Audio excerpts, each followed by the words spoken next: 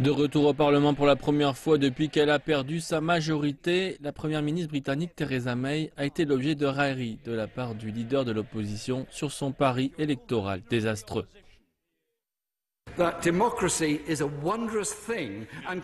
La démocratie est une chose merveilleuse et elle peut produire certains des résultats les plus inattendus. Je suis sûr que nous attendons tous avec impatience le discours de la haine dès que la coalition du chaos aura été négociée. Monsieur le Président, laissez juste la Chambre savoir et le reste de la nation savoir si ce n'est pas possible. Le Parti travailliste est prêt à offrir un leadership fort et stable dans l'intérêt national.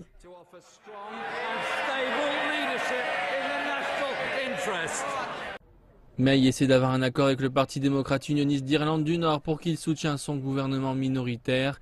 Mais les discussions avec le DUP mardi n'ont pas abouti à un tel accord, jetant une ombre sur sa première visite à l'étranger depuis l'élection.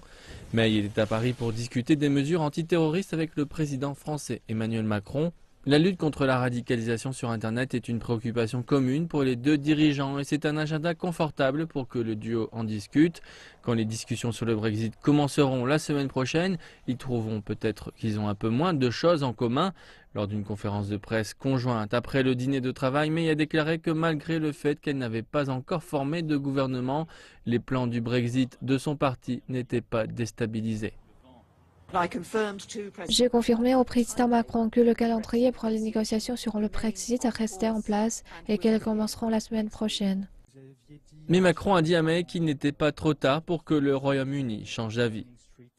La porte est évidemment toujours ouverte tant qu'il n'y a pas une négociation du Brexit qui est achevée, mais que la décision a été prise par le peuple souverain britannique de sortir de l'Union européenne. Et moi je respecte la souveraineté des peuples.